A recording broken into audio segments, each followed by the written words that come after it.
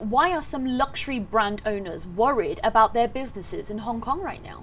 So Elaine, right now there are three issues affecting luxury brands and worrying luxury CEOs around the world. You have Brexit in Europe, the trade war between the US and China, and then the ongoing turmoil and the ongoing protests in Hong Kong that are really affecting their bottom line. And in fact, when I was in Paris just earlier this month for Fashion Week, a lot of luxury CEOs raised a lot of concerns about Hong Kong and said that it's really a big issue for them right now. Why is Hong Kong so important to the luxury brand industry, particularly in Asia? Because, you know, when you step out of a building in Hong Kong, you cannot miss these big major designer brands. This is a very good point, Elaine, because if you think about it, Hong Kong has a population of 7 million people, which in the grand scheme of things is not that many people living here. However, Hong Kong has always acted as a hub, as a Asia world city. So a lot of people, let's say from countries such as the Philippines, Taiwan, China, Singapore, and even as far away as Australia, they've always been traveling to Hong Kong and really turned it into a shopping mecca, which is why the city has developed such a huge retail scene. And this has also happened because Hong Kong has very fair prices, because it's a free port, so there are no tariffs, has a very well-developed mall culture, and a very good customer service compared to other places in Asia. So Hong Kong has become a shopping mecca, but another important issue to mention is the fact that Hong Kong has always been a gateway to China. So let's say you're a French or Italian or American brand that wants to open a store in China, whether a physical store or an online store.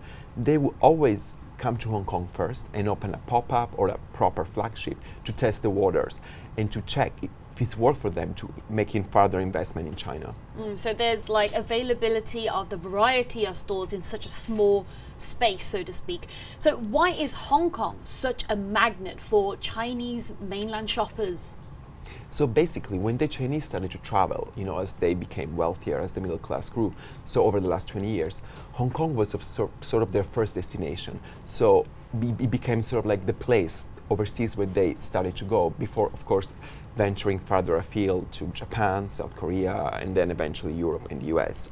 If you think about it, 70% of luxury purchases in Hong Kong are made by mainland Chinese, so people from mainland China. 70%. It's a huge figure. So this shows how reliant the luxury industry is on mainland travelers and on travelers in general.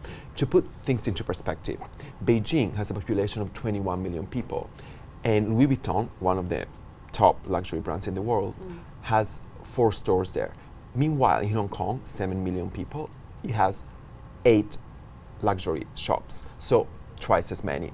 Shanghai, 24 million people living there. Louis Vuitton has 3 stores, but in Hong Kong it has 8. So this shows how important the luxury industry is in Hong Kong and how reliant these brands are on their shops in Hong Kong. Wow, okay, so I do have to ask this. How will the ongoing unrest in Hong Kong affect global luxury groups and, the overall industry in the long term? I think that from now, most luxury CEOs and luxury executives are taking a wait-and-see approach. So they're waiting until Christmas, of course, the holiday season, and then Chinese New Year, which is also very important, of course, in Asia. Big shopping spree season. Very much so. To decide whether they're going to go ahead with store closures or maybe, reduce their investment in Hong Kong. But definitely for the time being, they are focusing their resources on other places and shifting their investment, let's say, to places such as Singapore, Taiwan, South Korea, Japan, and definitely mainland China. And if things don't get better and if this becomes the new normal, they will have to think of closures.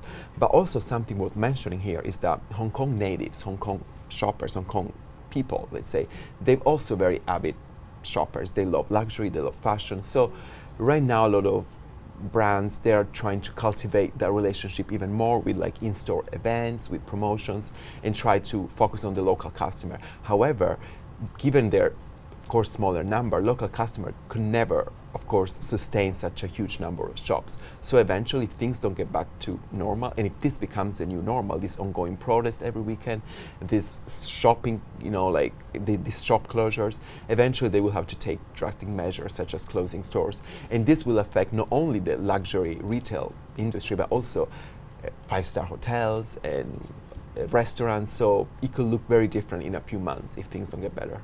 Well, Vincenzo, not only keeping us updated on the latest trends, but keep a close eye on how shoppers are spending money in the months to come. Thank you so much. Sure. Thank you, Elaine.